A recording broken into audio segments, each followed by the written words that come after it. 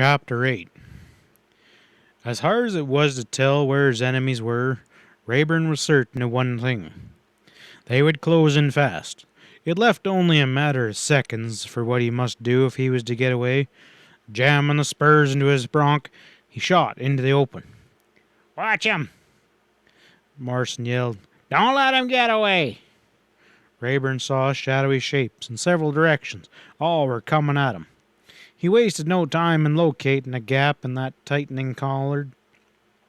With an iron hand, he shoved the horse straight at one of the possemen. The move came as a complete surprise. The horses crashed altogether, all but unseated Rayburn, and the posseman cried out harshly, made a grab at him. Rayburn swung for his jaw and missed and connected with the side of the man's head. The posseman went out of the saddle as promptly as though clubbed. Then Rayburn was through, leaving a tangle of horses and men behind and racing towards the dark street. Churchgoers were thrown into confusion by the sudden outbreak of violence. Several rigs had already started to leave, and one was hauled up squarely in the gate. Rayburn saw that and damned its driver under his breath and put his mount towards the picket fence. It wasn't tall, but in the darkness and sweep of the wind, the horse balked. Rayburn gave him no chance to turn back, and a moment and the horse was in the air and over, but not before its hind hoofs smashed a section out of the fence. The animal staggered sharply, then caught itself, and then drove on. And none too soon. Already the muffled hoof beats of the pursuers could be heard, racing after him with grim determination. Head down, hunched to minimize the pull of the wind, Rayburn headed for the edge of town. Hampering as it was, he knew to the full now the good fortune of this storm. But for it, he might have been pulled down in a few minutes. That such an event would spell his finish, he did not even pause to question. Morrison's men were only a couple 100 yards in the rear when he made the open, and Rayburn judged them to be 6 or 8 of them, more than enough to make an embarrassment for a fleeing man under the most favorable of circumstances. His own situation was anything but that.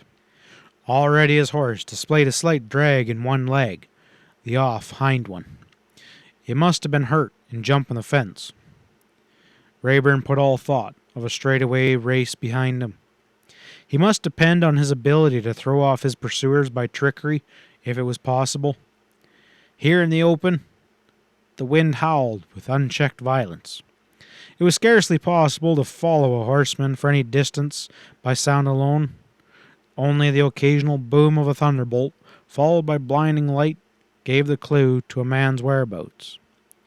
Changing course as often as he dared, Rayburn worked in the direction in which he wished to go. 20 minutes put the enemy down behind sight and sound, except for the occasional fine drawn cry or signal shot. These served to inform Rayburn of the quarters he must avoid. He was safe now, but only momentarily. Only if he kept going. He understood thoroughly what Morrison's failure to nab him would do to the man's temper. These hills they'll be crawling with possemen by morning, he thought to himself soberly. It's plumb impossible to break through. Only a man's got wings. The storm had not abated in the 2 hours since it began. Likely it would make a night of it, flooding the range with a fantastic fury. It was cold, too. Rayburn had seen the time when such a night had brought hailstones as big as hens' eggs, stunning stock, and all but killing any man caught out in it. And to make matters worse, his horse was growing lame rapidly. He eased the pace as much as he dared, but it made no difference. Soon it became apparent he could never hope to reach the high hills with the animal. For a moment he considered the mad plan of jumping one of his pursuers and taking the man's horse, only to discard it the next. It's too risky, his good sense told him. What there was left he was at loss to say, until suddenly the answer leapt at him.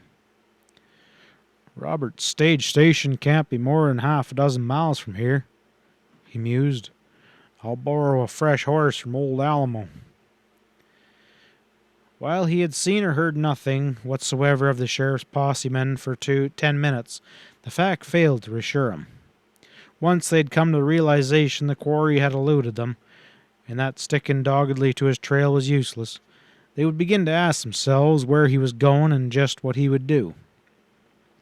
That grim game held even more hazard of danger than knowing exactly what he was up against, since he could never tell when the enemy might anticipate him, and he would be barging squarely into a trap.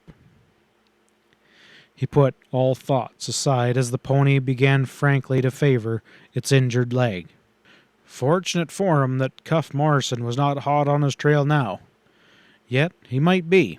At any moment the lawman might come boiling up in the rear, throwing lead as fast as he could thumb the hammer. Rayburn grew more jumpy as the distance to the stage station shortened. So intent was he in watching the rear that a muffled whip of wind carried the rain with it like a shot. The rider who drew up from the other direction was almost upon him before he was aware. Rayburn all but fell out of the saddle, snatching out his gun as he did so, and it was only by chance that he caught back the shot he had every intention for throwing with deadly accuracy under the bronc's head as he crouched. Clark, is that you?" The wind-shredded cry reached him in time to stay his hand. It was not a man's voice, but a woman's. Even as he recognized the fact, Rayburn knew astonishment. While he was not more than a half-mile from Robertson Station, that Kathy should have found him tonight in this manner was incredible. "Kathy, what are you doing out here?" Leaping to her bridle, he helped her down. Together they stood in the meager shelter of the two horses. Obvious excitement held Kathy in its grip, yet she was never one to display hysterics. "Clark, they're there! They're after you!" she cried, leaning towards him to stare into his shadowy face. "All right, well, they haven't got me." He steadied her with an assurance he was far from feeling, and then, How did you know, Kathy?" "I heard them talking." She was still breathless, still swayed by the impulse to grip his arm and convince herself of his reality, his safety. It was like a fire in her, tearing at her magnificent self-control. "They mustn't find you, Clark. They'll never take you alive. They're planning on killing you." A new thought struck her and she stopped. "You're not going on to the station?" she threw at him. "I was," he made answer slowly. "My horse gave out. I've got to have a fresh one. I'll never reach Gunnerson and the boys without." "You mustn't go up there either now," she broke in on him swiftly. If what they said was true, Poke Flasher led the pitchfork up there tonight. There's been a fight." "What's that?" He caught at her words incredulously. "Flasher took his crowd into the hills? What for?" Even as he asked, the answer hit him. Landis had said that Shane and Purcell had obtained a blanket judgment against Gunnerson's steers. This night raid was the result. "They were scarcely there before the storm struck. Clark, there was a cloudburst on the Rio Bronc." "Why, that's where Cass is holding his herd." Rayburn broke out in alarm, and she nodded, holding his gaze. "They say the steers have been scattered all over the hills, and many of them being swept away and others killed. Clark, must you go back now? It's useless. There isn't a thing you can do." Her voice gathered force and purpose. "Take my horse," she proposed swiftly. "Ride out of this country now, tonight, and never come back." Shaking his head, he didn't even have to think about his answer. "I can't do that, Kathy. Maybe they'll need me up there, and plus I got word for Gunnerson." "From Salt Creek?" "Yeah, from Landis." He nodded. He told her what had happened in town that evening, and to his surprise, Kathy's eyes flashed, and the blood drained away from her face as he mentioned the help Lorena Colquitt had given him. "Well, I hope the pitchfork kills you," she blazed at him unwarningly. "I don't know why I worry about you. I'm dirt under your feet since that cold-faced girl from the east came out here. I hate her." She spat out the last explosively. and for a moment Rayburn could only stare at her. He knew what the trouble was, read her need of him in the break of her voice, and the worst of it, he couldn't answer it. He admired her fine spirit, the way she held her head, and the longing so plainly read in her smoky green eyes made a man think things he had no right to be thinking, but that was all. He shook his head gravely. "You don't mean that, Kathy," he said. Arrested, in her turn, she gazed at him uncertainly. The stiff anger went out of her then. "Clark, why are you so hard to me?" she pleaded. "Take me in your arms just this once." Again he shook his head. "I don't want to kiss you, Kathy," he lied. "I think too much of you for that. You're working up and worried." He stopped there. He didn't know what to say, and he wasn't making any mistakes. Kathy drooped. "Take my horse and go," she choked out hurriedly. "Do as you will, Clark, and please be careful of yourself." It was all he could do to keep from kissing her in that sheer gratitude. "I sure envy the man who gets you, Kathy," he declared huskily, "and I'll never forget." There wasn't anything more to be said. Pausing only to transfer his saddle and thank her again, Rayburn swung into the hall. Rain pelted his face as he turned towards the high hills, and despite his slicker, he was soaked to the skin, but he was unconscious of discomfort. His thoughts sped ahead to what he would find awaiting him up there. Kathy had been unable to give him more than the barest details caught in the talk of the Morrison men who had stopped at the stage station, but what little he knew was disquieting. With a fresh horse under him, he no longer had any fear of pursuit. To run into the enemy now, and a few tense minutes, and the possibility of performing an unpleasant duty no more. But nothing happened. The thin, watery dawn found him high up, making for the mountain meadow in which Gunnarson's new ranch had been started. It would never be completed, he knew, when 2 hours later he rode up and surveyed the ruins of what had been the brave beginning of several log buildings. Though an attempt to fire them had failed, they had been torn down with ruthless efficiency. The new corrals had been utterly destroyed, and there was not a soul or a head of stock in evidence. "Gracious!" the exclamation burst from him. "Where can Cass be now?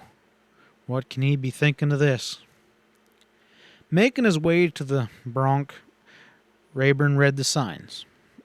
There was little to be learned beyond the fact that the cloudburst had broken here with unleashed fury, flooding the flats where the Bar 88 herd had bedded down, sweeping away trees and brush, tearing down old banks like some gigantic steam shovel.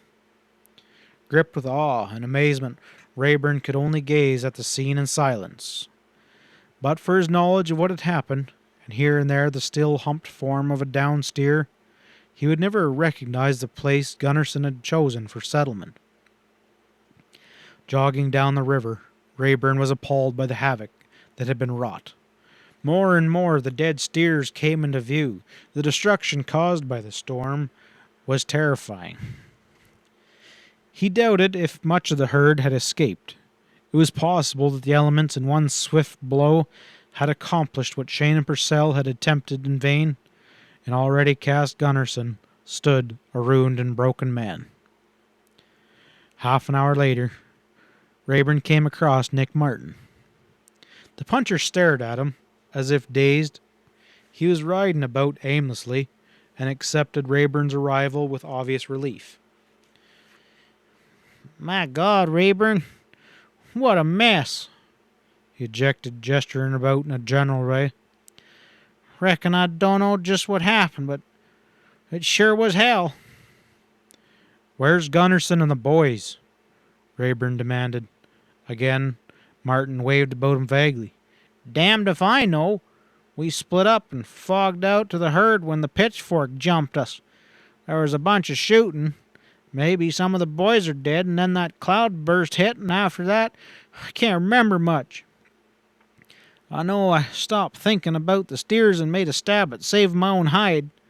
There wasn't nothing else to be done. The water just picked up the herd and swept it away. I bet there's dead beef strung across the hills for 30 miles.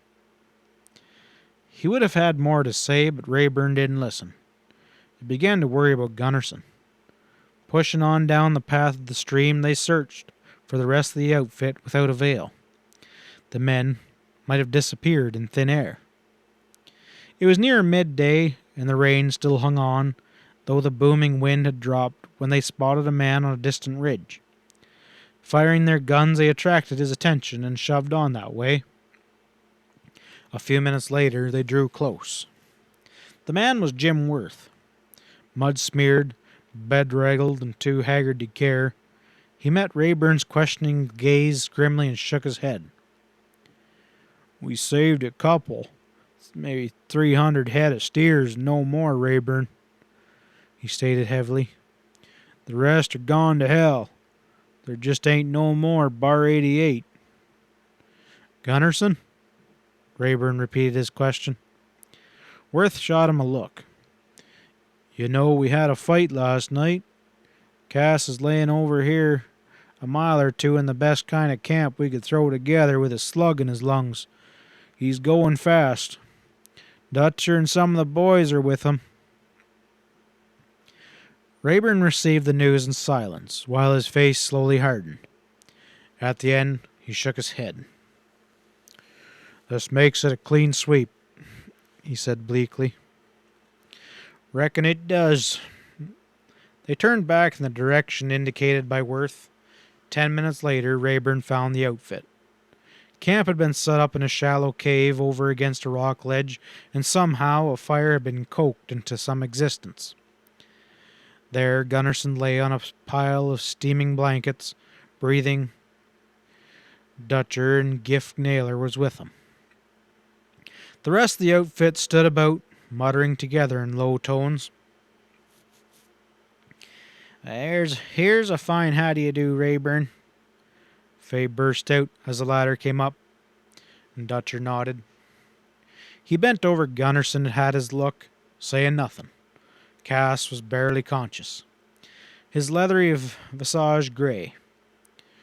Only the fluttering of his hood-like eyelids told him that he knew what was going on. "He's been like that for 3 hours," Naylor declared hoarsely. "I don't know if he'll last out the day." Rayburn put out, "Maybe a doc?" "Where are you going to find one in time? Nothing a Sawbones can do for him now anyway." Rayburn knew it was the truth. Only desperation, the blind hope against hope, had caused him to suggest aid. Gunnarsson couldn't be moved. He was too far gone. Tensely they waited, with little to say. It was a period that carried its own strain. The little they could do for Cass was soon done, and it helped none at all. Gradually, his breathing eased, and the red foam on his lips lessened. The old cattleman might have been asleep, he was so still. It lacked only a few minutes of 4 in the afternoon when Naylor knelt down and lifted Gunnarsson's eyelid with his thumb and felt his pulse. The brief examination was soon over. The expression on Naylor's face as he straightened told the story. "He's gone." The news might have been a signal for the punchers to burst into angry talk. No longer afraid of disturbing this man to whom they had been loyal to the very end, they saw in no uncertain terms what they thought of the men who had brought about Cass's downfall. Some were in favor of riding to Salt Creek in a body and squaring accounts with Shane and Purcell regardless of consequences. Naylor soon put a stop to that. "What'd you find in town, Clark?" Dutcher asked Rayburn. The latter described his meeting with Landis, pausing on the attorney's suggestion that they go to Santa Fe and surrender themselves, and Dutcher laughed incredulously when he heard it. "Stick my neck in a noose that way? Not by a damn sight," he demanded harshly. Rayburn looked at him in surprise. "What can you do?" he asked. "Well, the ranch is gone, and the outfit soon fall to pieces," Rayburn said in a defiant tone. I'm sticking to the hills." "You can't do that. You'll be outlawed with a price on your head." You might be right," Dutcher answered doggedly. "But I had my fill of the law. The only law I recognize now is my guns, and I'm sticking to 'em." His tone left little doubt that he meant what he said. There was a chorus of approval from some of the ranchers. Rayburn attempted to get them to see reason, but failed. Dutcher listened to all he said and then asked, "Are you telling us you're going to give yourself up?" Rayburn nodded without hesitation. "When I ride away from here after we bury Cass, I'm heading straight for Santa Fe for a clean bill of health. And then I'm shaking off the dust of this country for a while, but I'm coming back." There was a smoldering glint in his eye as he assured them of that. "I haven't forgot what those wolves in town did to Kim." "Well, that's just it," Dutcher broke in. "You can't run away from a thing like that." "The hell I can't," Rayburn told him flatly. "Shane and Purcell may remember me now as a man who ran, but the time will come when they'll know me as the gent who came back." End of chapter 8.